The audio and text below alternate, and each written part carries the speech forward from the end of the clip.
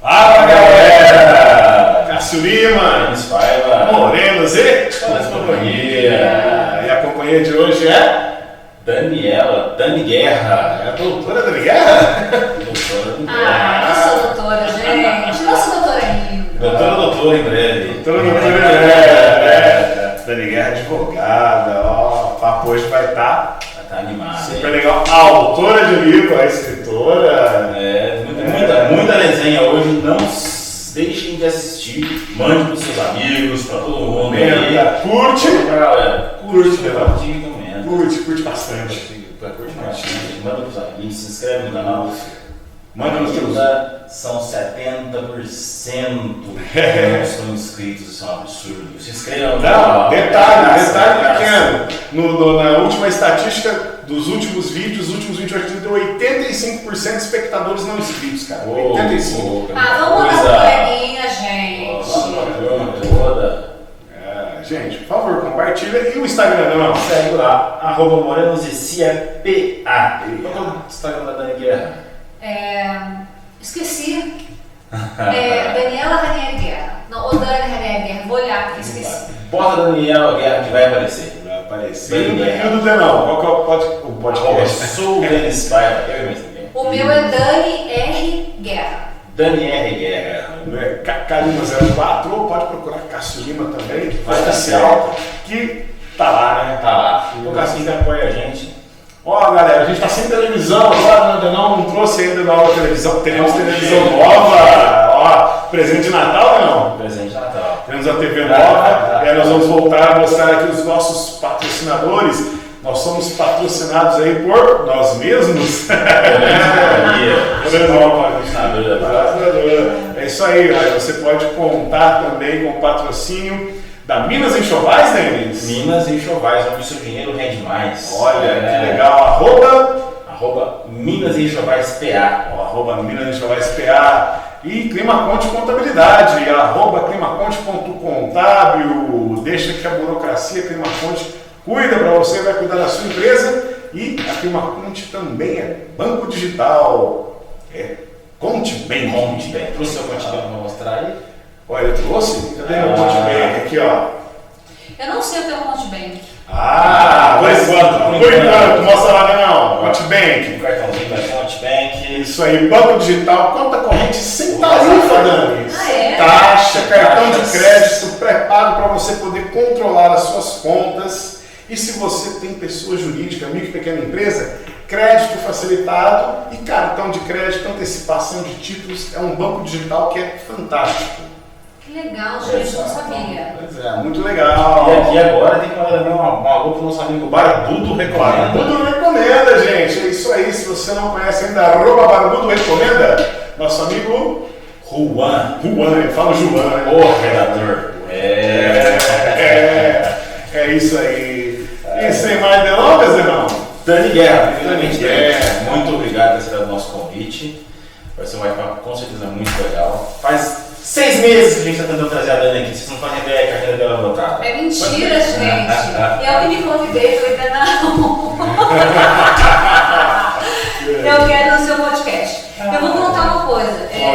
Eu, há um tempo atrás, tenho a secretária-geral da OAB me ligou porque a gente estava planejando um evento sobre o Dia da Consciência Negra e a gente precisava trazer alguém para poder falar sobre a questão de consciência negra mesmo e a consciência racial, né?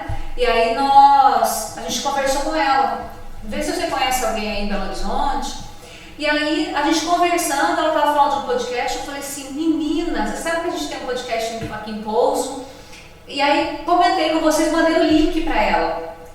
E aí, várias vezes ela assistiu o podcast de vocês. Legal, cara. Helena Della Mônica. Qual é o nome dela? Helena Della Mônica. Vou mandar o link pra ela. Bem, Obrigado, Helena Della Mônica. Obrigado. Eu tinha esquecido de comentar, porque como eu encontro mais com o Denis, eu preciso comentar com o Denis que a doutora Helena assistiu várias vezes e aí comentou comigo. Só que depois foi passando, eu perdi o time e não comentei. Mas então eu queria fazer essa ressalva aqui de que a doutora Helena gostou. Comentou depois que o doutor Gilberto Silva fez uma palestra pra gente sei se tem um tempinho já. E aí ela comentou com ele também a respeito do Morenos de Cia. Então, parabéns, meninos. Obrigado. Isso aí. Morenos e companhia atravessando fronteiras. Ano que vem as novidades vão extrapolar o seu imaginário. E aí eu me convidei, né? Porque daí o Denis tinha convidado minhas amigas já tinha convidado um tanto de gente e não tinha feito convite. A gente vai cercando para chegar no alvo. E aí eu encontrava com o Cássio trabalhou comigo também lá em Ouro Fino, mas com o Denis eu encontrava. E o Denis não me convidava, eu falei, teve um tempo atrás, seu Denis, como é que é, quando é que eu vou lá? Aí o Denis disse, fechou. Vamos marcar.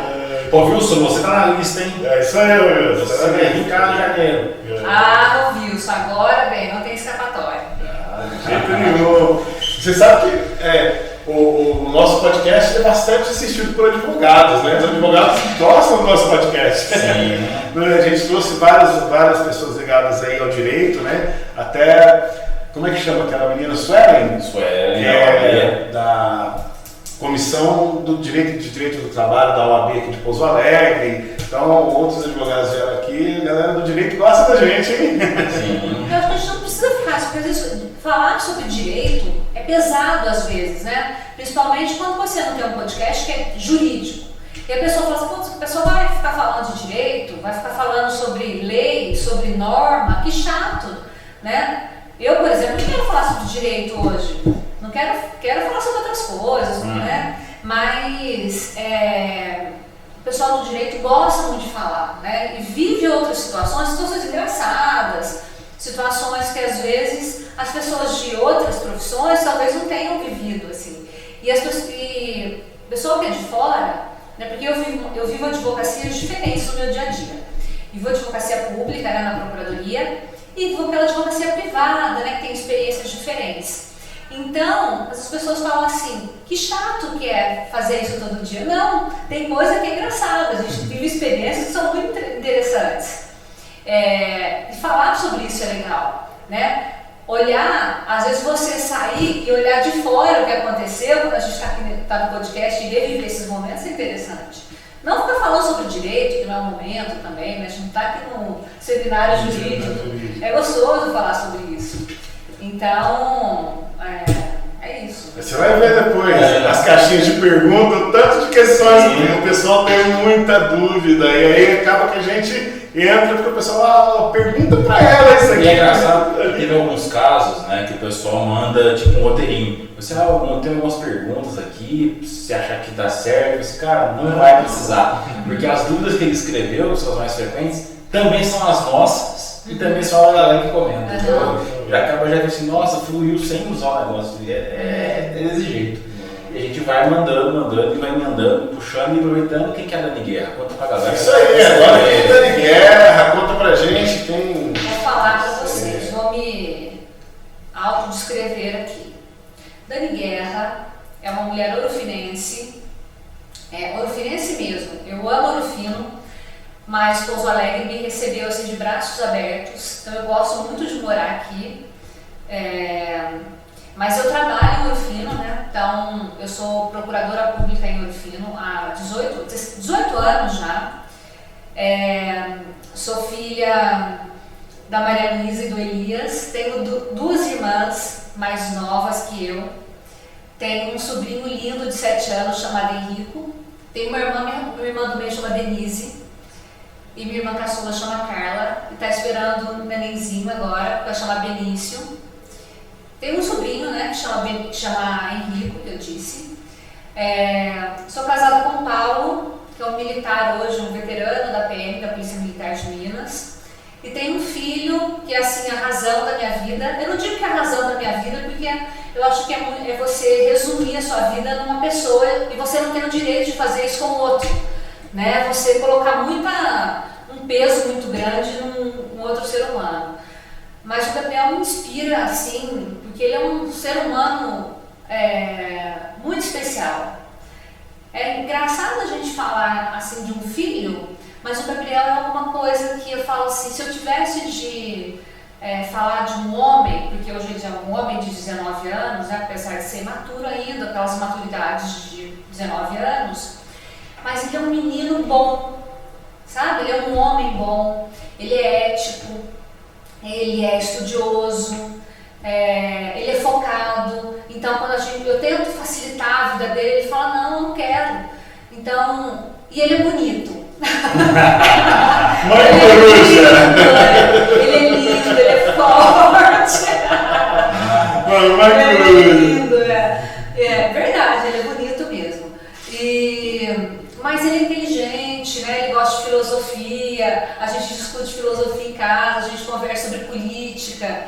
Então é interessante você ter um menino de 19 anos que gosta de falar sobre política e filosofia, né? Que enxerga a vida de um jeito que às vezes a maioria dos meninos dessa idade não gostam de conversar, e ele é assim, né? Que curte ficar em casa com a gente, que consegue enxergar a vida assim, de um jeito que às vezes eu não estou conseguindo enxergar, né? Eu falo que eu tive um pai que enxergava a vida muito leve.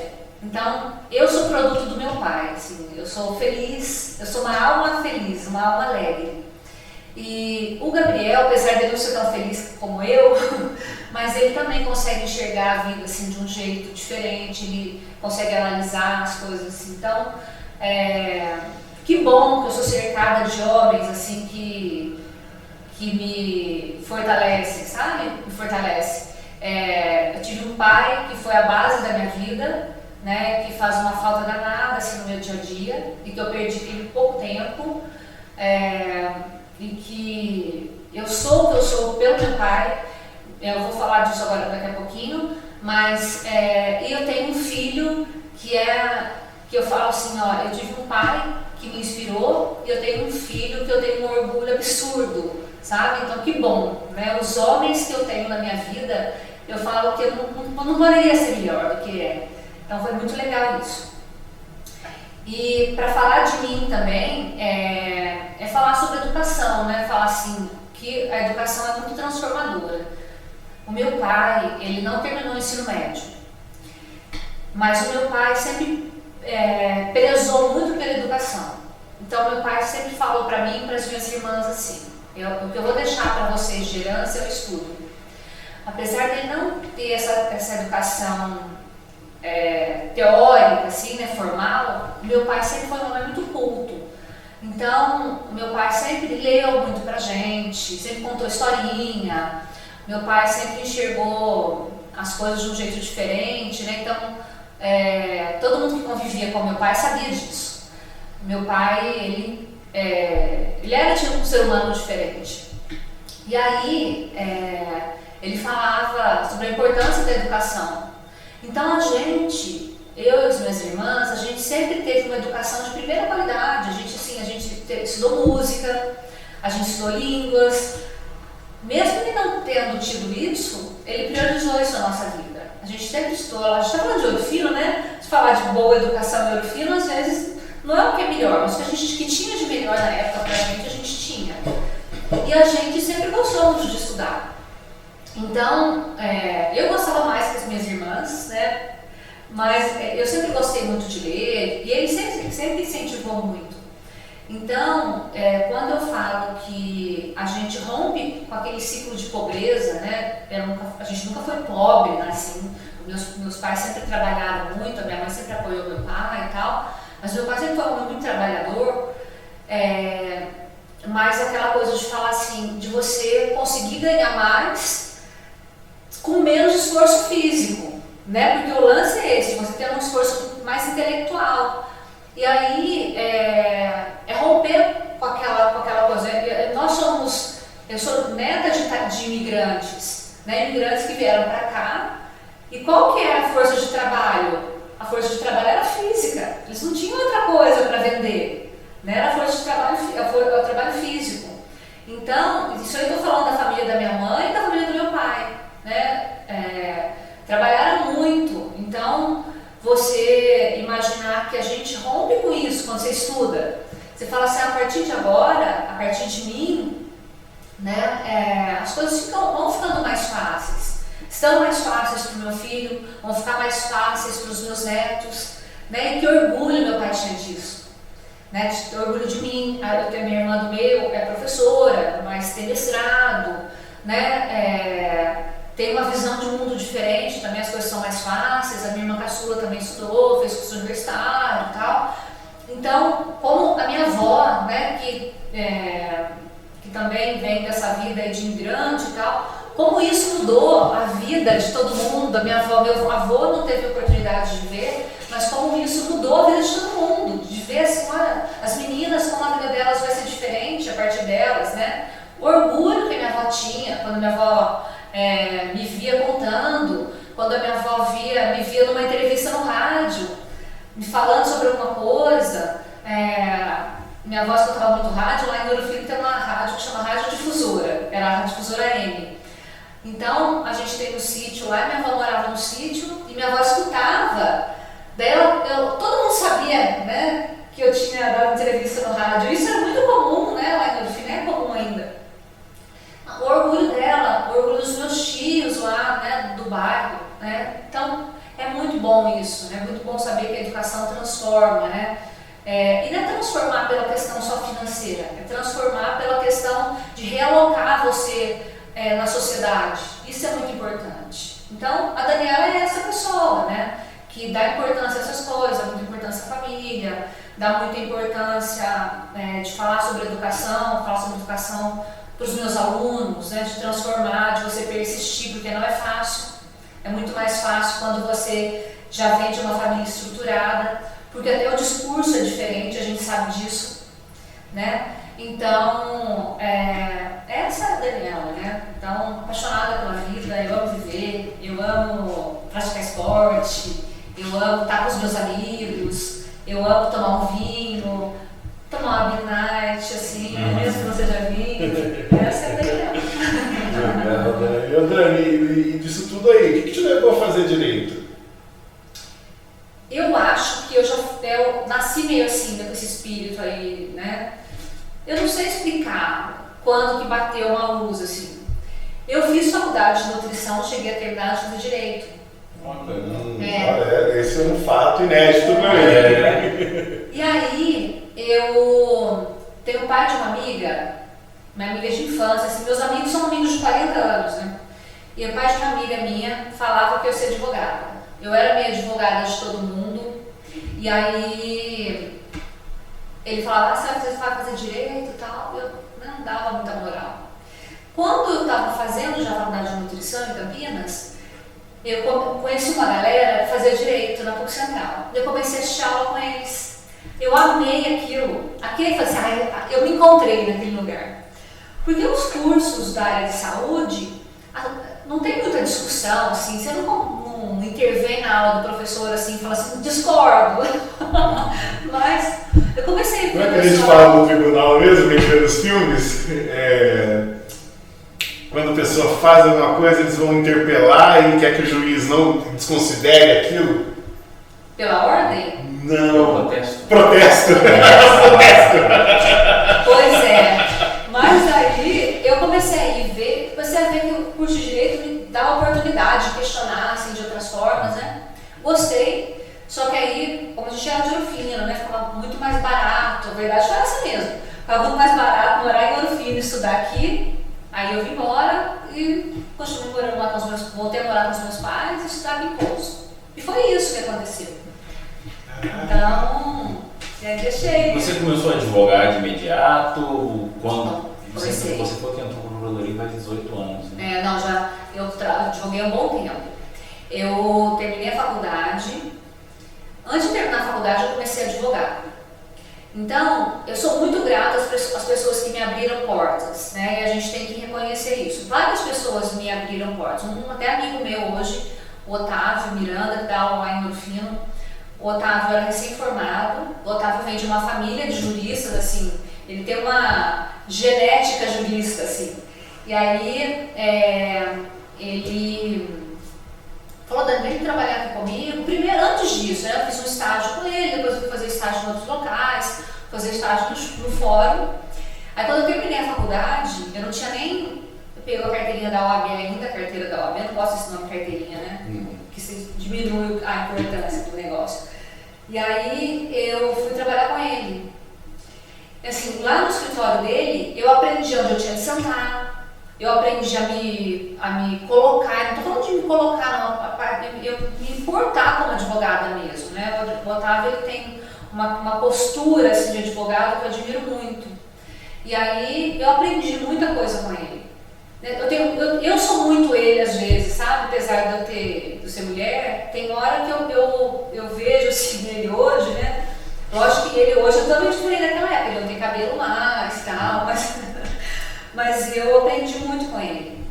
E aí depois eu passei no concurso, né? E fui à procuradoria, mas eu já tinha essa bagagem de advocacia, né? Uma bagagem boa, né? De advocacia, quando eu fui para a procuradoria, e é muito importante isso também, porque a advocacia pública, ela é muito pesada, né? Você está ali no meio entre o que é juridicamente possível e politicamente viável. Você está ali naquele meio, ali naquele limbo, e às vezes você tem que fazer malabares ali, né? Com tudo acontecendo.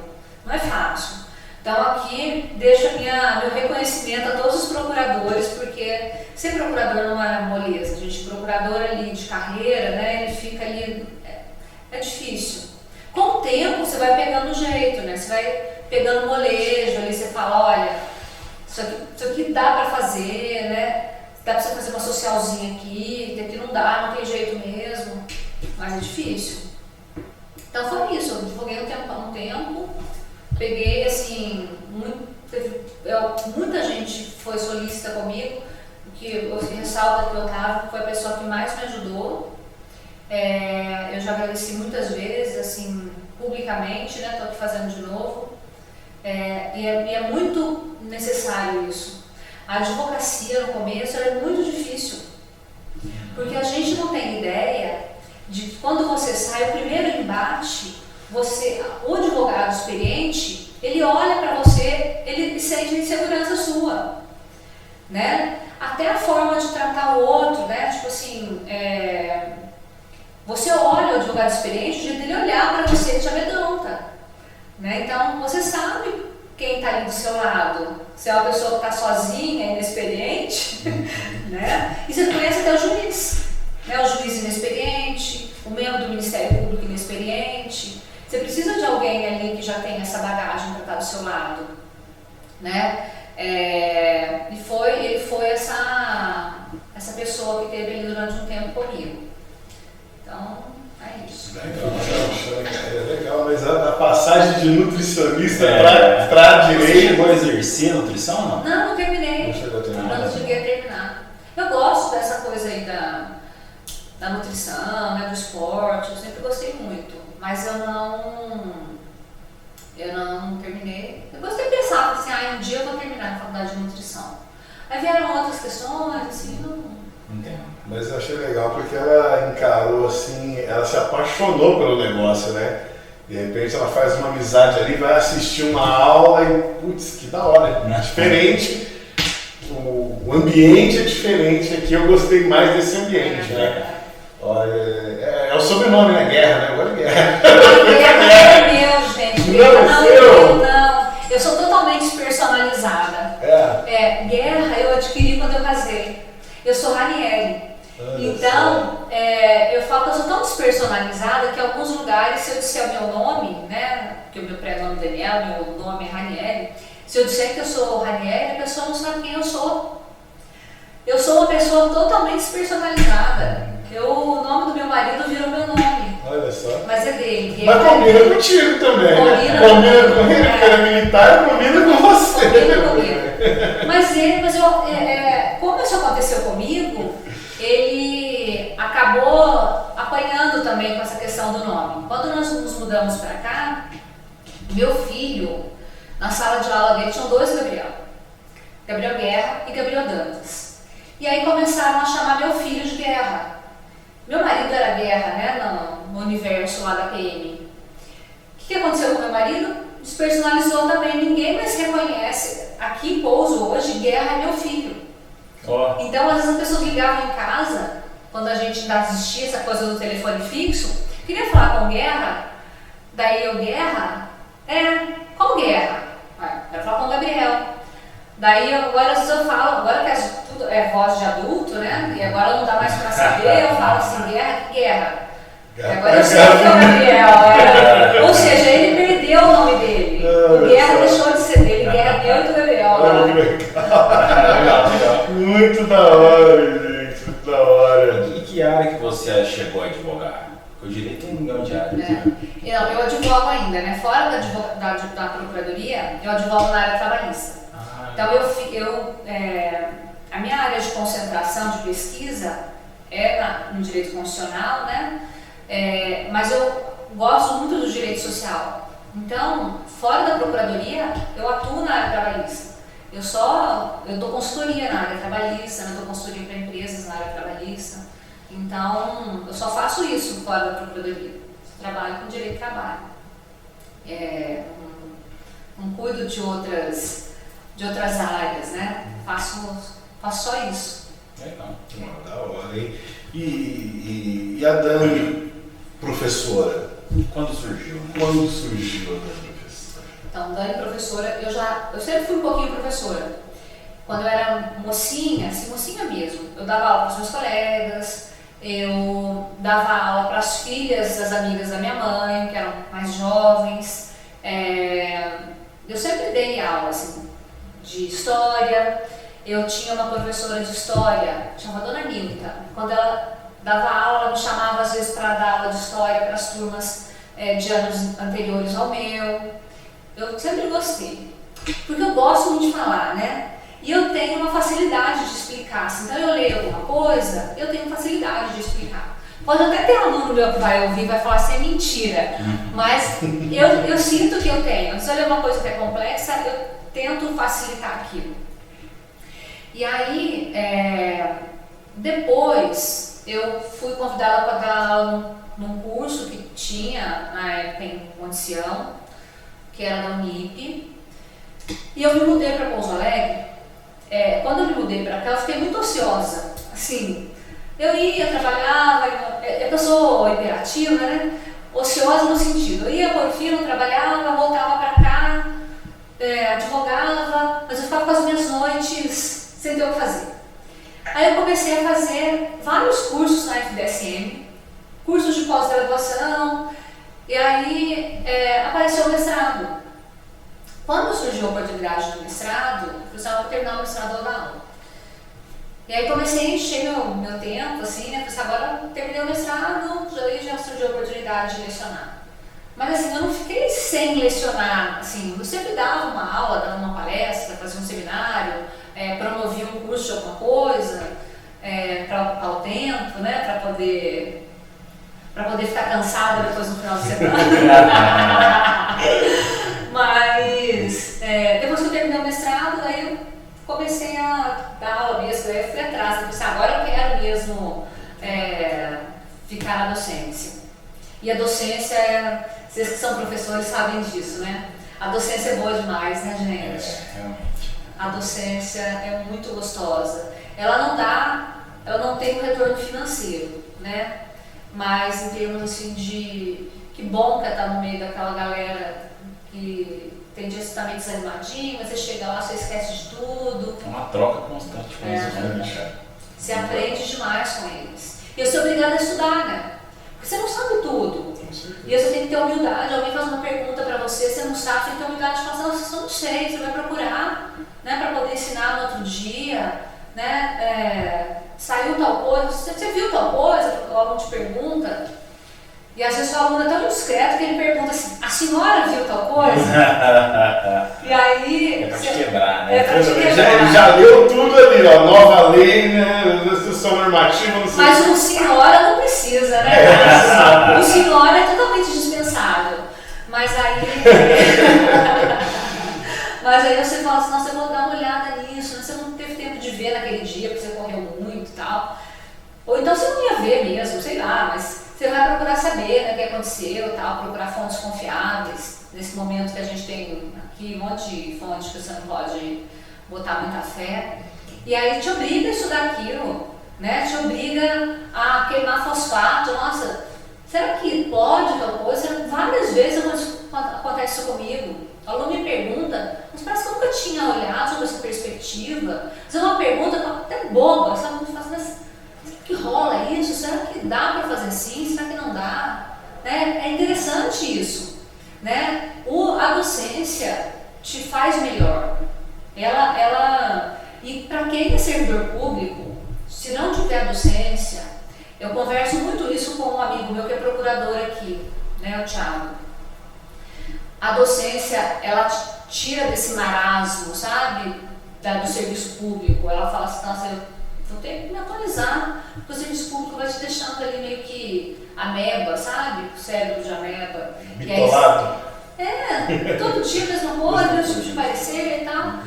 E aí você entra na docência, você fala assim, nossa, não pode ser assim, eu tenho que ser melhor, alguém te faz uma pergunta, uma nova forma de enxergar, um conceito diferente, ela te melhora. Existe um universo, né, daquilo. Você falou um negócio interessante, você estava comentando da questão do seu pai, de incentivar a educação e tudo mais. Já falei várias vezes com o Denis. É legal que agora a gente está sendo agentes da transformação, né? Nós somos os transformados, agora a gente é agente da transformação. Você fala, Denis, você pega aquele cara no primeiro ano, aquela pereba, dá vontade de você puxar para os cabelos e jogar para fora da sala pela janela. Mas é pela janela grande, pelo vitrô, sabe? Para ver se dá uma endireitada no bicho, né? Aí você fala, nossa, isso aí não vai dar nada. Aí você chega no quarto ano, putz, o moleque tá voando, tá trabalhando em empresa grande ou em banco, tá ali pá, em cima dos livros, juntando com a galera ali. Teve uma turma que eu dei aula, cara, que eu olhava aquilo e eu falava, putz, essa turma é muito ruim, cara. Aí quando chegou no fim, o nego trabalhando em empresa grande, não tava indo na aula, eu falei assim, safado, não vem na aula, porque tava trabalhando em um banco em gerência em outra cidade. Aí para completar, teve um cara que falou assim, então minha patente foi aceita. Os caras patenteando o produto dele, eu falei, o jogo virou. Virou o jogo, a gente viu o A gente fica orgulhoso demais, né? Eu vejo, eu dou aula no curso de formação aos soldados aqui da PM. Ver os meninos também trabalhando depois, sabe? É muito prazeroso. Tem alguns que a gente mantém, eu vejo assim, os stories, hoje tem isso, né? Você vê trabalhando, os meninos acompanham, você vê que curte também o que você está fazendo. Então, é muito prazeroso, né? Era o sonho da pessoa, a pessoa te contava, as meninas também, né? Que hoje tem as meninas da PM. As meninas vivendo aquilo e falando, nossa, era um sonho, que legal, né? E você vê que agora está ali o pessoal do direito, a gente teve a primeira turma agora das MEC. O pessoal passando no exame da OAB, sabe, começando a advogar. Então, isso é muito gostoso. Que bom que a gente participa disso, sabe? Que bom que eles olham para você depois e falam assim, nossa, professora, eu estava fazendo tal coisa e eu lembrei de você, sabe? É gostoso demais. E você marca a vidinha deles, né, a vida deles, pro resto. Um dia eu sei que eles vão falar assim, contar a história deles, vão falar assim, nossa, fulana de tal, em tal dia fez isso foi importante na minha vida. Né? Se não fosse ela, talvez eu tivesse desistido. Isso é muito legal. Hoje eu estava falando com um aluno meu, eu fui aluna dele, professora dele um semestre, eu não tenho contato com ele ainda. São questões, assim, são que a gente, eu valorizo tanto isso, né? Que legal que você movimenta a vida deles e modifica de alguma forma, né? Às vezes até desconstruindo alguma coisa, uma ideia que eles tinham a respeito de alguma coisa, né? De uma ideia de vida, que fala assim, ué, mas não é assim, né? E a pessoa fala, acho que ela até tem razão. O direito tem muito disso, né? Às vezes o cara entra pré-concebido, fala assim, não, isso aqui tá errado, tem que ser assim, a lei tinha que fazer tal coisa, e o cara fala assim, não, pera, não é bem assim. Pode ter tido uma sentença injusta lá atrás, alguma coisa errada no procedimento aqui, alguém jogou a culpa do outro cara, colou, pegou, já era. O cara tá preso lá, mas não sei quantos % que estão presos era pra estar solto. E o cara revê tudo e a gente eu vi um pouco desse processo, eu não cheguei a dar aula pro direito, mentira, eu dei aula pro direito. Mas aí dá para ver a passada dos alunos, assim, eles começam a enxergar de uma forma diferente, é legal ver isso também. O direito, uma coisa que a gente tem que, o aluno do direito, ele tem que entrar aberto para querer aprender a enxergar as coisas assim. Porque tem gente, a pessoa que entra assim, falando assim, eu quero me desconstruir e eu quero mudar minha forma de enxergar, ela sai dessa forma. Porque se você não estiver aberta a essa transformação, você entra e sai de que você entrou, achando que direito é norma, porque direito não é norma. Né? Direito não é lei, direito não é decreto, direito é muito mais que isso. Porque quem faz lei somos nós, né? Não nós necessariamente, porque é pior ainda. Porque quem faz as leis, hoje quem edita a lei é um parlamento. Que hoje tem um déficit de representatividade absurdo. Gigantesco. Então, não dá para você hoje entrar achando que direito é isso, né? Porque se fosse, bastava você pegar, não tem outra faculdade. Você pegar e ficava lendo aquilo, né? Então, você tem que estar aberto, tem que falar assim, eu vou entrar porque eu quero ser diferente, eu quero fazer a diferença. Não só no direito, mas em qualquer curso. Eu quero entrar de um jeito e eu quero sair de lá transformado. Eu quero me oportunizar essa experiência, né? Essa vibe que a pessoa tem que ir para a universidade. Eu escutei uma coisa interessante de um professor na Universidade de Buenos Aires. A universidade, ela tem... Porque o que é universidade? É um universo de pessoas, de experiências. E se a universidade ela não for isso, está errado. Vamos pegar um gancho aqui. Pode concluir? Conta depois em seguida a sua experiência de doutorado fora do país. Como foi doutorado em 2 países? O negócio é muito louco. Então, é isso. Se a universidade ela não tivesse poder de transformar, de ser um universo, né, com essa nova visão de universo, você não passou pela experiência. Sim. E agora, com relação a fazer doutorado fora daqui, é diferente, primeiro, questão da língua, né? Leva um tempo para o seu cérebro se adaptar. Ultrapassada essa experiência, é maravilhoso, porque é isso também. Eu fiz o meu mestrado, para quem quer fazer mestrado, vou até fazer propaganda aqui. O mestrado da FDSM foi eu fiz mais velha, né, o mestrado, então o mestrado da FDSM foi um divisor para mim. Eu sou a Daniela antes do mestrado e depois. Ele foi maravilhoso, assim, de enxergar o direito com outros olhos. E assim, ele foi tão bom que ele me fez enxergar o outro com outros olhos. Ele foi além do direito. E aí, porque o direito, você não trabalha legislação, você lida com a sociedade, né? Você tem que enxergar a sociedade somos nós, é o outro. E aí eu comecei a enxergar o outro de outra forma.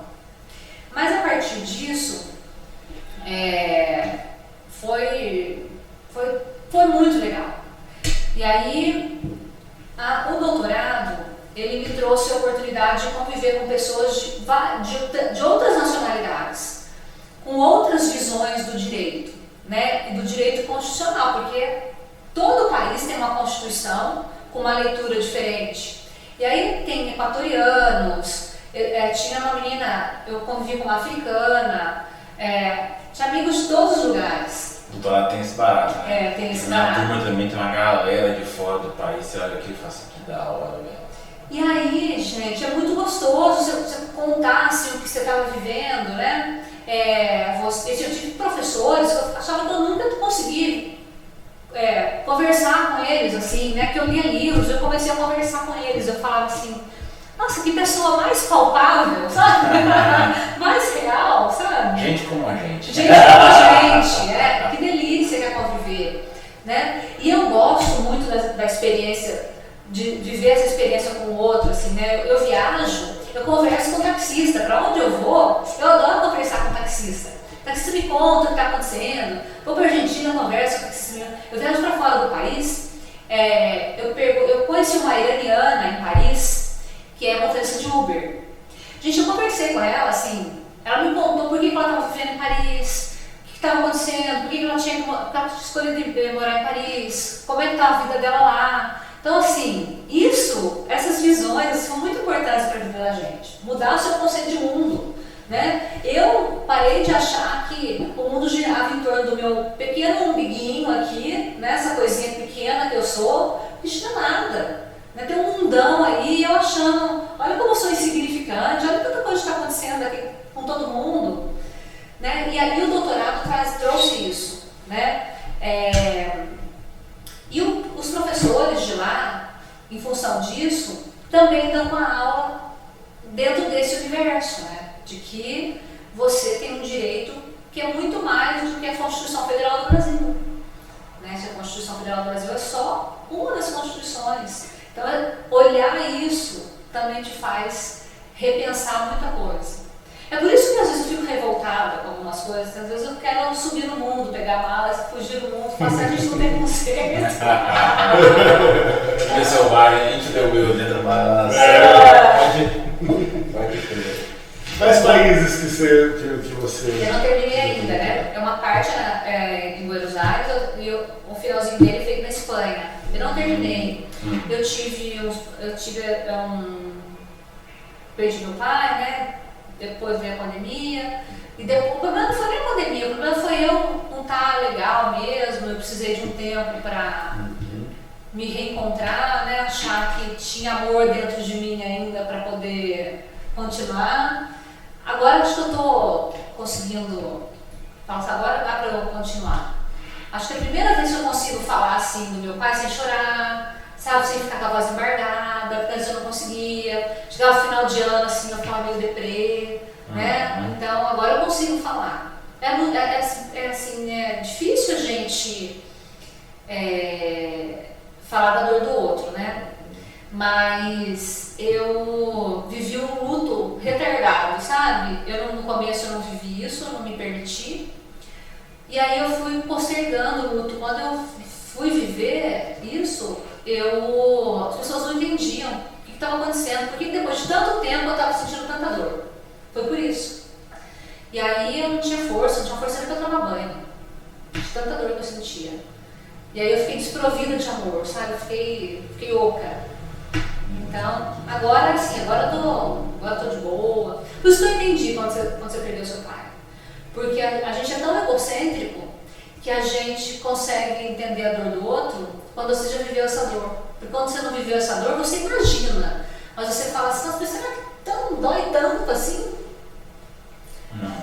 Né? Olha como a gente é egoísta, né? Como a gente não consegue. Aí quando você vive, você fala assim, eu sei que ele com tanto tá doendo.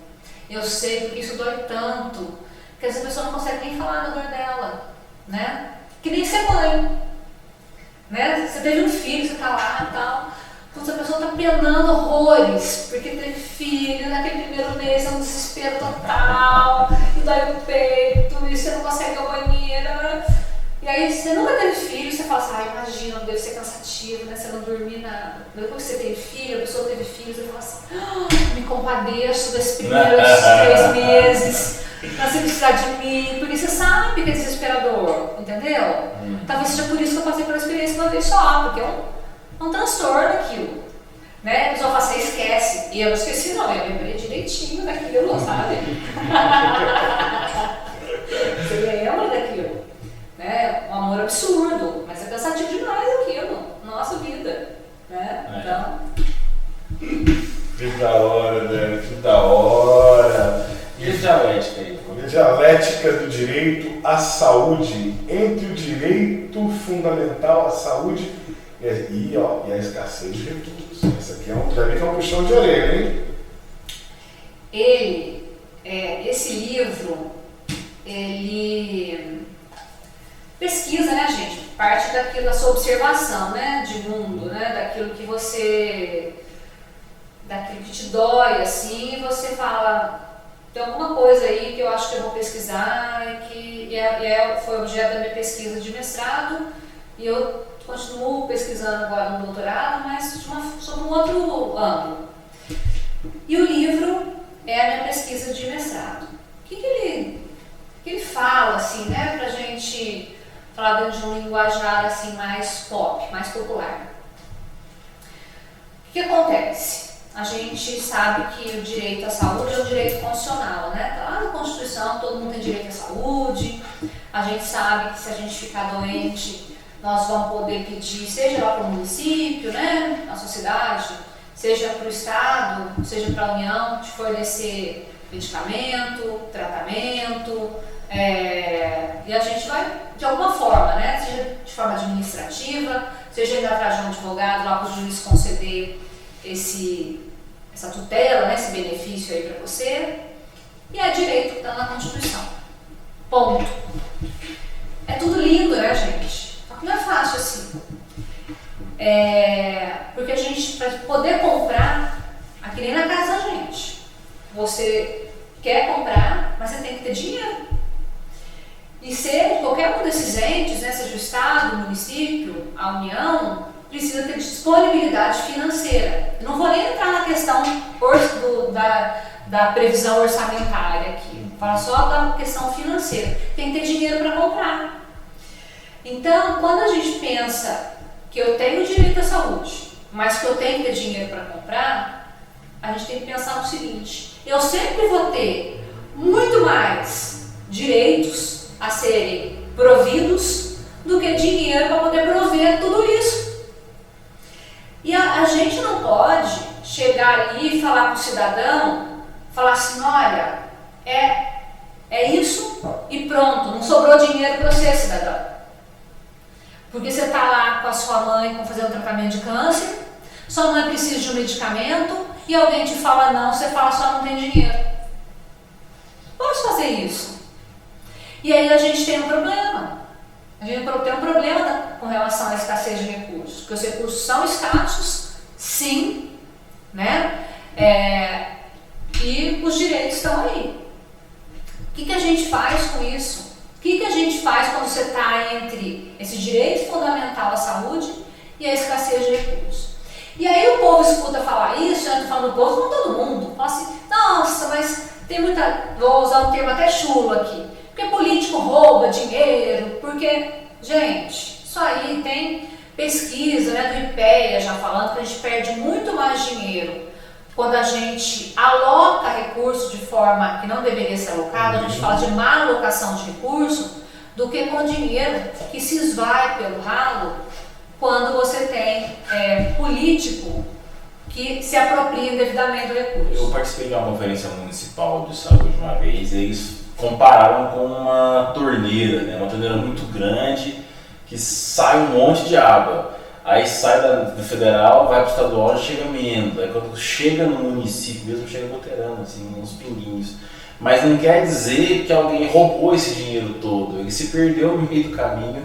Assim, eu preciso mais de dinheiro em tal setor. Aí vai alocando, vai tirando e o dinheiro desaparece. Exatamente. E aquela piadinha do Papai Noel, né? O menino manda cartinha do Papai Noel. Querido Papai Noel, precisando de R$1.000 para passar esse Natal e tudo mais. Aí, tipo, a galera se sensibilizou no correio, fizeram uma vaquinha lá, conseguiram R$500. Aí mandaram para ele, né? Correio de Brasília. Mandaram para ele é de outro estado, ele recebeu a cartinha, mandou e agradeceu. Querido Papai Noel, muito obrigado por o senhor ter mandado o dinheiro para mim. Mas, por favor, da próxima vez, mande direto da minha casa. Vi que o remetente veio de Brasília, já tiraram R$500 aqui. Dos mil que eu pedi. É mais ou menos isso.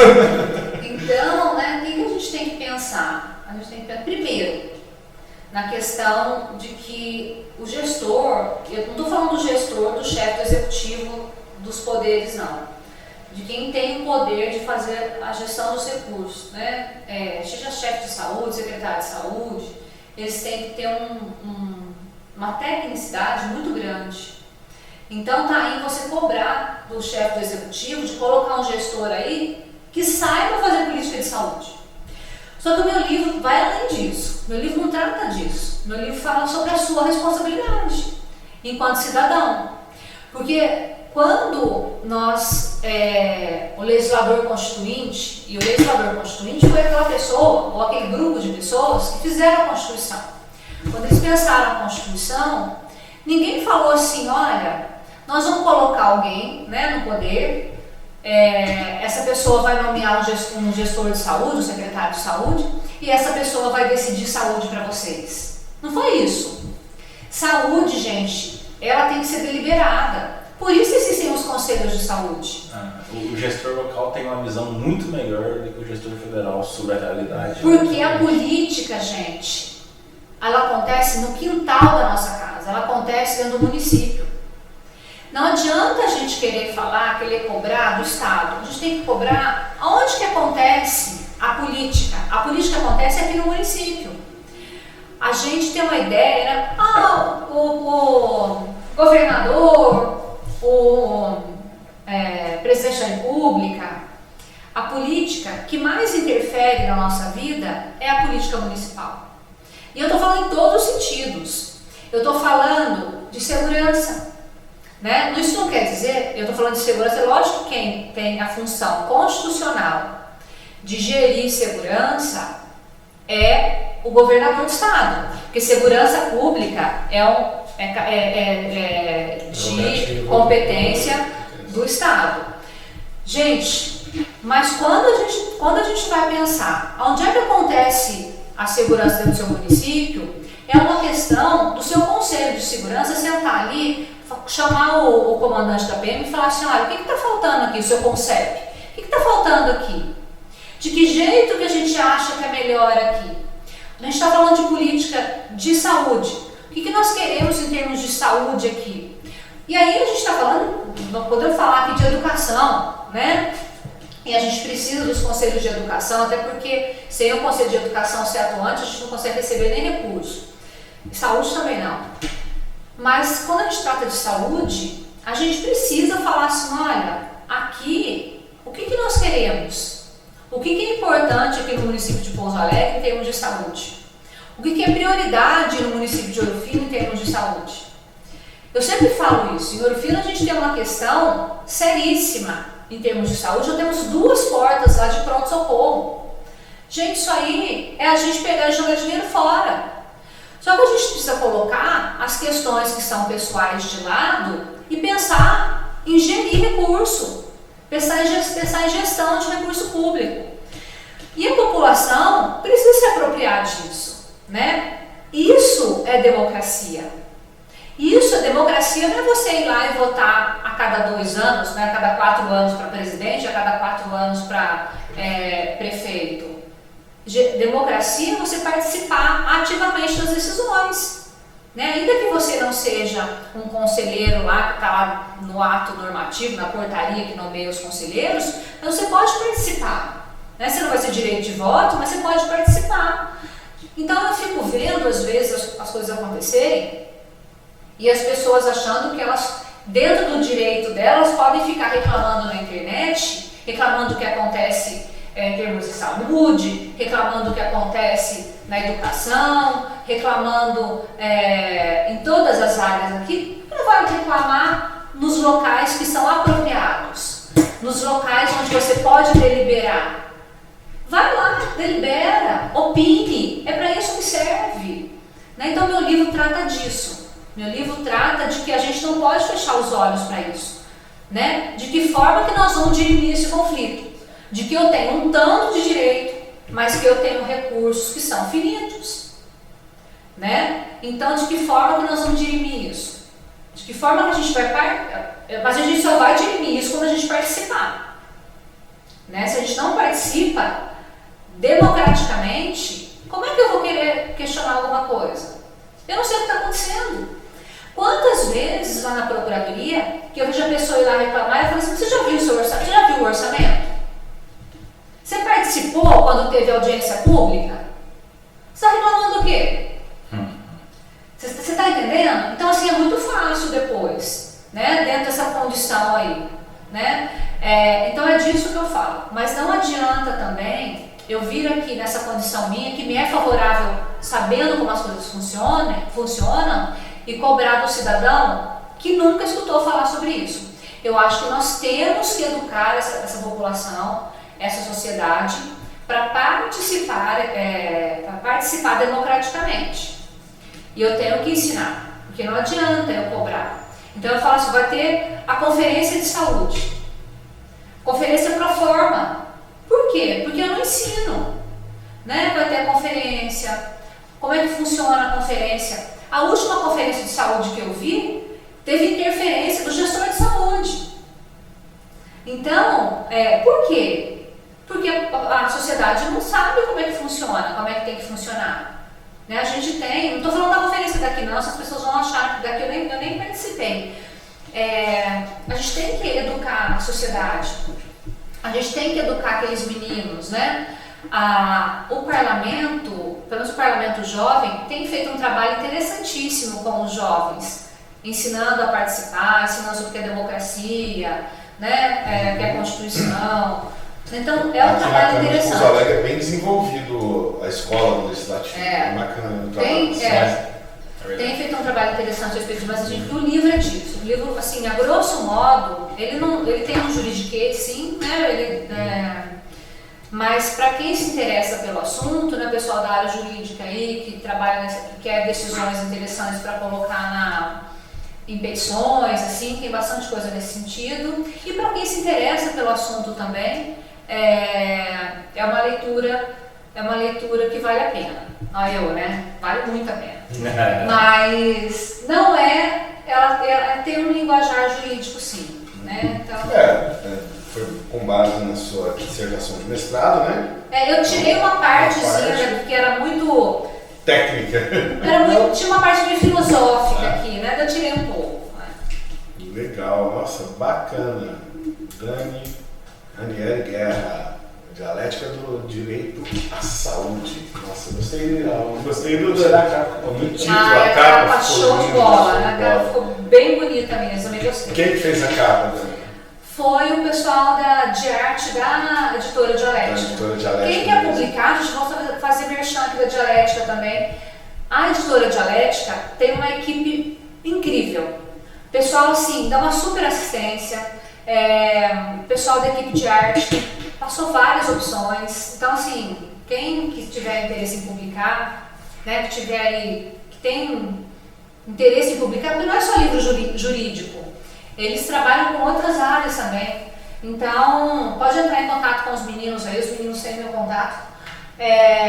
Publiquem. E a editora Dialética é uma via que vale muito a pena. Tanto que o meu e-book, um dia eu estava pesquisando um negócio, ele tá à venda num site italiano.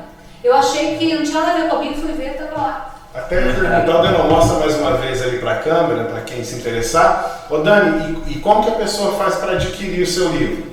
Tá nos principais marketplaces do Brasil. Você compra na Amazon, nos principais, acha. Olha, que legal, gente. Procurem lá, vamos adquirir o livro da Dani, que é super legal. Ele é show de bola. Show de bola, baratinho. Aí sim, hein? Não tem desculpa, hein? Não tem desculpa. Ajudem a titia a comprar o leite das crianças. Olha aí. Ô Dani, aproveitando esse gancho do que você falou a respeito do livro da saúde, da forma que você aplicou aí o seu conhecimento de direito aqui, do jeito que você falou, você tem alguma pretensão política? Eu gosto muito de política, mas eu acho que por hora não. Eu gosto muito, eu não vou falar que eu não tenho, que eu nunca teria, mas talvez. Eu vou falar isso quando isso aí for ao ar, né? Eu vou dormir no sofá, mas mas eu acho que a gente precisa, eu penso, né? Que eu poderia contribuir. Eu penso mesmo que a gente poderia contribuir. Mas não agora, né? Eu acho assim que eu tenho bastante coisa para fazer em outras áreas ainda, mas eu não descarto a possibilidade daqui uns anos, sabe? Talvez mais velha, né? Mais assim, mais madura, né? De algumas coisas que eu ainda preciso amadurecer assim na minha vida. Não, eu não descarto a possibilidade, não. É porque a gente fala que às vezes não está só ligado a você ocupar um cargo eletivo, né? Mas também, de repente, uma secretaria, algo que... Não, acho que isso aí não. Acho que isso aí não. Daria você não descarga. Não, eu acho que a gente precisa. É muito cômodo você apontar o dedo, porque os cargos políticos, gente, eles têm um peso muito grande, não é fácil. Hoje a gente tem lei de responsabilidade fiscal, isso é aquilo que você poderia fazer, você tá muito amarrado, né? Não é fácil ser gestor público, não é fácil. E você sempre vai ter que decidir de alguma forma, você não pode ficar em cima do muro, porque ficar em cima do muro é uma decisão também, é uma decisão trágica. Acho que a pior decisão do gestor é você se manter em cima do muro. Eu não sou muito popular, né, até porque o procurador ele não é muito popular. Então talvez para eu me enveredar pela política, as pessoas tenham que esquecer essa minha carreira na procuradoria. Mas eu acho que assim, eu poderia fazer bastante coisa interessante, assim, né? Minha experiência nessa área me fortalece para isso. Mas eu não sei, assim, não afasto, mas também não falo que hoje está nos meus planos. Legal. Achei interessante, da forma como ela falou ali, eu falei, ó, tem entendimento, tem. Pra onde vai a Dani nos próximos anos? Não, vou ficar aqui. Eu amo pouso. Não fala assim, pra onde você pretende a carreira, pra onde você pretende desenvolver, que trabalhos você pensa em fazer? Sabe porque eu não parei ainda para pensar nisso? Foi bom você me perguntado. Muito bom. Eu acho que eu vou precisar trabalhar isso. Você está quase como sendo meu psicólogo. Larissa Meyer, você devia ter me perguntado isso. Mas eu preciso pensar a respeito. Porque a gente ficar parada também, né, é horrível. Eu preciso pensar a respeito. Mas eu não sei ainda. Pode ser, né, que eu esteja que nem o Zeca Pagodinho, né? Não, isso não pode. A gente tem que levar a vida não leva ninguém. Mas que legal. Ô Dani, fala pra gente aí, você tinha falado no começo aí, fala pra gente algum conto engraçado, alguma coisa que você presenciou assim de engraçado ou fora da normalidade dentro dessa área do direito, seja na procuradoria, seja no seu trabalho privado com o direito, já aconteceu algum fato meio... Já aconteceram tantos, deixa eu ver se eu lembro aqui. Acontece muita coisa engraçada o tempo todo, gente. Muito. Na procuradoria, a gente tem uma procuradoria que é 100% feminina. E eu posso falar assim com segurança, que é uma das melhores procuradorias que eu conheço. Assim, tecnicamente falando, a minha colega de trabalho é muito boa, muito dedicada.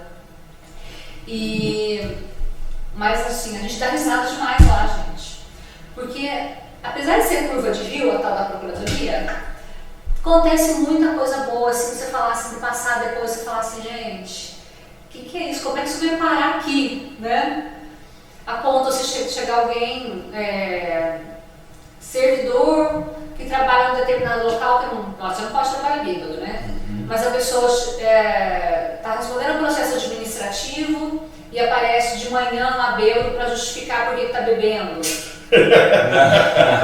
Tipo assim, eu não estou bebendo, na verdade eu tomo café com café. Porque, não sei se vocês sabem, né, se vocês já viveram isso, mas em Ouro Fino, tomar café com pinga é para curar gripe. Vocês já viveram isso? Não, só para mim. Pois na minha família, isso também já acontecia. Minha mãe várias vezes deu café com pinga assim pra gente parar de tossir. Mas era um pouquinho de café com pinga, você não ficava bêbado, né? E aí, aliás, lá em Ouro Fino a gente toma pinga para vários. Pinga tem vários. Você toma pinga para você curar de tosse, você toma pinga para poder curar de tristeza, você toma pinga e remédio lá em Ouro Fino, né?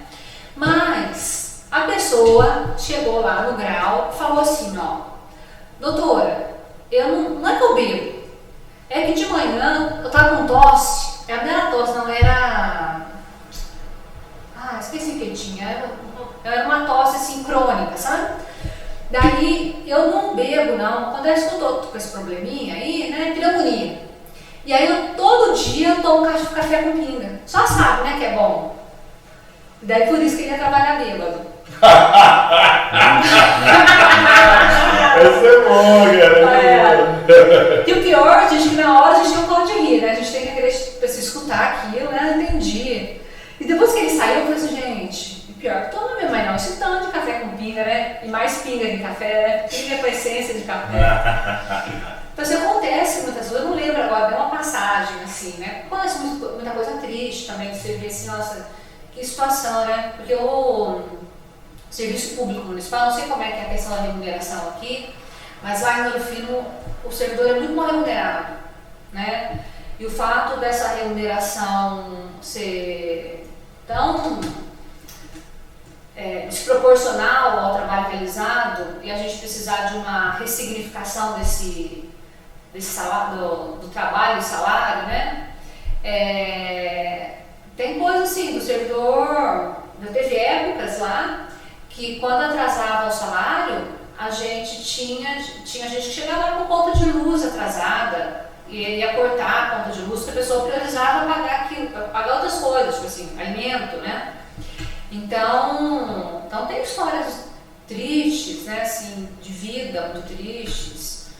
E eu não sei se tem pesquisa a respeito, posso estar falando um absurdo aqui, mas acredito que a questão do alto índice de alcoolismo que nós temos lá entre os servidores, a gente não tem pesquisa a respeito, talvez se dê até em função disso, né? Tipo assim, que desgraça que tá tudo aqui. Caramba, passei no concurso, estou ganhando a micharia, não dá nem pra pagar as pingas direito. Daí vou beber, né? Pra poder afogar as mágoas, né? Posso estar falando uma borracha, né? Mas eu enxergo a fundamentação dessa ideia. né? Eu não sei, assim, eu não gosto de falar coisa que não tem, não é científico, né? E nem posso falar isso também como pesquisadora, como professora, a gente nem pode falar isso. Mas se alguém quiser fazer pesquisa e for da área, por favor, pesquise. Manda pra nós. É importante, né, que a gente tenha esse retrato aí dessa situação lá desse ambiente laboral aí. Porque é difícil você pensar, né, que tanta gente bebe naquele ambiente de trabalho. Não, eu bebo também, né? Mas eu não bebo tanto assim. Brincadeira, gente. Nem tomo café com pinga pra ir trabalhar. Não bebo mais. Minha mãe não me obriga a tomar café com pinga mais. Nem chá diário, que eu também era obrigada a tomar. Mas cura. Aquilo cura. Chá de alho com limão e gengibre. Cura Tudo que existe. Só sucesso, até meio de corno. Nossa, chá de alho, Bom. gente, eu tomei tanto chá de alho. Ó, e a questão da pinga teve uma outra vez que eu tomei. Quando, na minha família também se toma pinga depois que você tem filho. Oxi. Quando termina a sua quarentena, dizem as minhas tias avó e minha mãe que você precisa tirar toda a friagem do corpo. Quando meu filho nasceu, né, no último dia da minha quarentena, a minha mãe, que teve 3 filhos, esqueceu tanto que tinha que dar um chá de arruda com pinga. Só que a minha mãe esqueceu a quantidade que tinha que dar para esse chazinho para mim, ligou para minha tia-avó, minha tia Titinha, e minha tia Titinha falou que era uma xícarazinha. A minha mãe me deu uma xícara de café com leite do negócio. Eu tomei um golinho, isso que coisa gostosa. Tomei a xícara inteira. Gente, eu dormi a noite inteira, não consegui levantar nem para dar uma lápida, né? Do suador. Não, do suador, eu fiquei no grau. Fiquei no grau. Ouro Fino, a gente, tá vendo? Pinga tem essa função de curar as coisas, tá vendo? Pinga com arruda, pinga com café, pinga com cada coisa tem uma propriedade terapêutica. Então, pinga com pinga e... Pinga com pinga também cura, Ouro Fino é a capital do sul de Minas, né? Não sei se você sabe. É mesmo? É, a capital do Sei sul lá, de porque é Minas. assinado o tratado do Café com leite, exatamente. Eu falo do tratado do café com leite aqui. Importantíssimo. Ouro Fino é uma cidade incrível. Quem não conhece Ouro Fino está convidado a conhecer Ouro Fino. Ouro Fino é uma cidade muito bonita. A gente não pode deixar um ouro finense vir aqui sem perguntar, né? E o menino da porteira? Não, o menino da porteira não tem nada a ver. É folclore. É apropriação cultural. Mas Ouro Fino é uma cidade linda, a igreja matriz é linda, os casarões são lindos, o povo ourofinense é um povo muito bom, um povo culto. É sério isso, um povo culto. Então, você anda fora, é muito bonito. Poxa, eu adorava dar Ouro Fino. Como é muito educado. Alto astral. Muito educado, verdade. O Ouro Finense é show de bola. Os alunos eram muito Vale muito a pena conhecer Ouro Fino. Eu gosto muito de... Aqui em Ouro Fino tem muito pozole-grense. Olha, aqui em Pouso Alegre tem muito Ouro Finense. Sim. Né? É porque agora a gente virou a capital, né? Tem uns negócios legais lá, mesmo sendo um folclore. O Menino da Porteira, beleza, passou na estrada, viu. Mas tem o boi lá dentro, tem o berrante. Praça Berrante. Nós somos muito mais do que isso daí. Né? A gente tem uma culinária, gente que é maravilhosa. Lá, porque a gente tem essa herança italiana, né?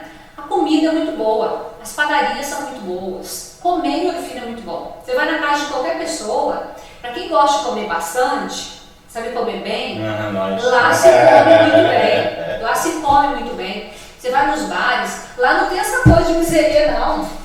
Não tem porçãozinha. Eu tenho um amigo, Rafael Tenório, que vocês conhecem?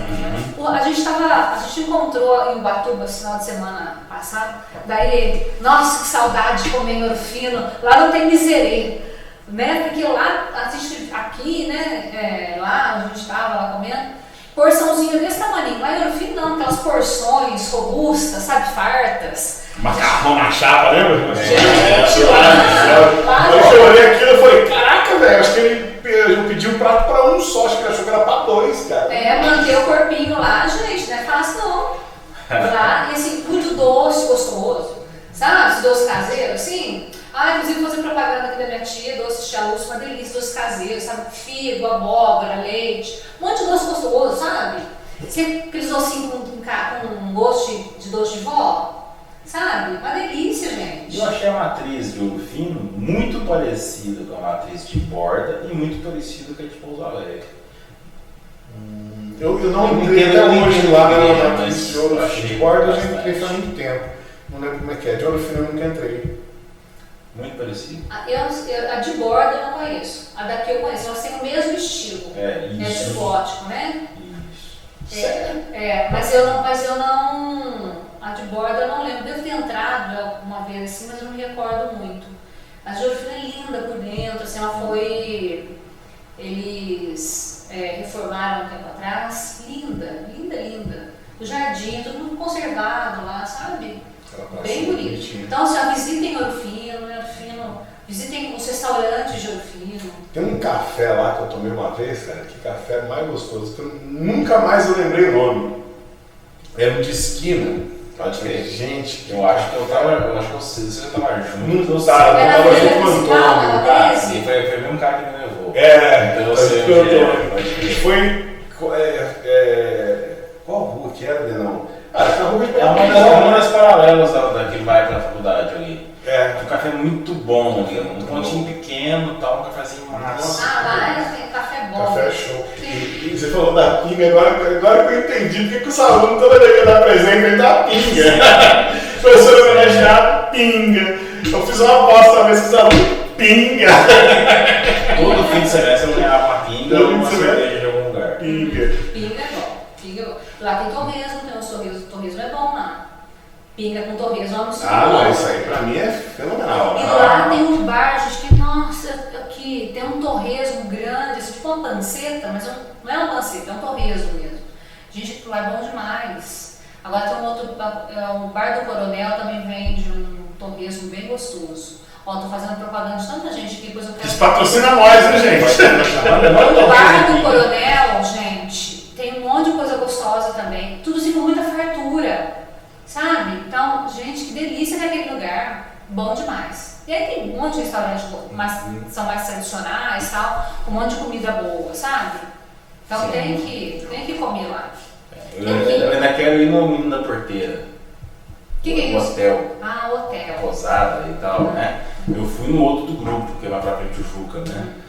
Mas um dia eu vou no Menino da Porteira, que é muito legal, cara. Muito legal. Estragou minha dieta, é muito chique mesmo. Gostoso, gostoso. Tem uma festa lá do Círculo Italiano, que também tem a festa dos italianos, né? Tem macarrão, tem vinho. Vocês imaginam como é que o negócio acaba, né? Mas é uma festa boa demais, gente. Você sabe uma festa boa que eu gostava lá em Ouro Fino? Quando eu puder, voltarei. É a festa junina das MEC, gente. Patrocina nós. A festa junina das MEC é muito boa, cara. Eu nunca Abraço, vi Delfis. Ó, o Delfis lá, nossa, quase me matou tanto tomar tequila lá. Nossa, é fera. Esse ano despilotou, mas eu não fui. Muito bem. Mas o tempo que eu dava aula lá, fui nas festas juninas, pô, brincadeira, que festinha boa, gente. Olha, ele surpreendeu. Virou uma festinha já assim do calendário da cidade, né? Tradicional lá, muito legal. Muito animada a festa lá. No final não tinha muita coisa, né? Mas um pouco Nem a estrada, né? Nem a estrada, filha. Sempre errei o motorista. Foi de motorista, não foi de motorista. Não, Cezinha. Abraço, Cezinha. Abraço, Cezinha. Eu sempre levei motorista, porque mulher tem que levar motorista porque não tem jeito de voltar, não. Lá tem que tomar uns negocinhos lá. A primeira vez que eu vi corote colorido foi lá, cara. Cara, hoje em dia os corotes é sucesso, né, mano? Não, os mendigos estão bravos, né? Ah, é? Ficou caro agora? Ficou caro, né? Porque às vezes juntava R$2 ali no farol e ia lá pegava um corote. Agora é 7 conto. Aumentou tudo. Ficou gourmet. Depois que a molecada começou a levar pras baladas e tal no corote, aí virou artigo de luxo, os mendigos estão bravos. Eu não vi ainda coloridinho, não. Nossa, tem toda a coisa original. Nossa, foi meio assim estranho. Tinha que trazer cor desinfetante, né? Aquele cor de rosa desinfetante. Sim, tem o azul também, por Só azul fluorescente. Dá mesmo tomar. Dá mesmo tomar. Vou combinar a roupinha. Barato. E aí, Denis Como Pai? é que foi a nossa conversa? Cara, eu tô curtindo, foi bom demais. Acho que a gente pode pedir uma parte 2. Claro. Ai, que foi muito delícia, difícil. gente. Bom demais, né? Tá entre amigos, dar risada. Sim. A gente costuma dizer pro pessoal, tem pessoal que fica nervoso de vir em podcast, tudo. É um papo de boteco filmado sem cerveja. Às vezes até tem, hoje não teve. A gente parou um Às vezes, pouquinho, acho que a gente andou bebendo demais, né? A gente é exagerando, então a gente tem uma Não, tá certo. Tá certo. Eu também estou no processo de Meu pai veio falar. limpezinha do corpo. Meu pai veio falar, você tá dando um exemplo as pessoas, que você quer. Você fica bebendo lá. Aí eu parei e deixei só o Cássio bebendo, depois o Cássio parou também. Seu pai não gostava, né? Você Não, pensou, direto ele assistia. Você tá dando exemplo, você tá, se tiver alguém assistindo, as crianças, não sei o que lá. Falei, pai, é tudo velho, né? Você tem um controle lá, acima de 30. Já diminuiu, né? Diminuiu, hein? Diminuiu. A idade nossa, a faixa nossa era de 35 a 45. Caiu agora, dos últimos foi de 25 a 35. A gente andou trazendo uns influencers digitais aí também, acho que é pra ir uma moçadinha na nova, né? Mas agora a gente já reduziu, então nós estamos de 25 a 45. Já tá me enganando. O nosso futuro é de 15 a 55, hein? 15,55? Vamos buscar, Mas daí vamos buscar. não vai poder beber cerveja. Não. Não vai. Daí vai ter que tirar a cerveja, vai ter que respeitar o seu pai sem cervejinha. Vamos aqui. jogar 18 para riba que é melhor. Vamos fazer umas águas de coco, uns negócios diferentes. É Eu vi verdade. do gin na salete, o gin na salete ficou bom. Eu vi o fabricante de gin aqui pra gente entrevistar. Aí Tem que ter a parte 2. Pô, parte 2 do Gil Salete, porque o sócio dele não veio só ele. Gente, mas aqui, até por questão do palavreado, às vezes eu tomo cuidado, às vezes eu falo gíria, quando eu tô mais entre amigos assim. Aí quando eu tenho, vou dar entrevista sobre coisas assim, do estatuto da criança e adolescente. E eu sei que depois eles vão colocar para criança e adolescente. Aí eu fico me privando, eu falo assim, nossa, não posso usar nenhuma gíria, não posso falar nenhuma palavra que eu não usaria se fosse com meu filho criança. Aí eu fico assim no maior controle. Depois eu escuto e falo assim, eu não falei nada. Tá bem, graças a Deus.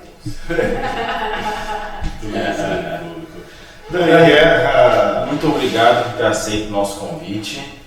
A gente costuma dizer que a gente encerra num determinado horário quando tem que pagar o almoço pro convidado, entendeu? Eu vou chegar já. Fica mais cara a janta, né? É, Muito mais cara. E para vocês aí, um feliz Natal, fim de ano abençoado e tudo mais que você merece. Escuta a música da Simone, senão não é Natal. Eu já vou gravar o saxofone no Natal. Vamos mandar de novo pra turma. Você evoluir de um ano pro outro. Dani, muito obrigado. Eu quero agradecer, foi show de bola. Feliz Natal aí, galera. Seja um Natal iluminado para todo mundo, né? Na paz aí e no aconchego dos seus amados aí, dos seus familiares. E um abraço a todos os nossos convidados do ano, nosso pessoal que acompanhou a gente. Continue assistindo ano que vem. Tem mais, hein? Tchau, tchau.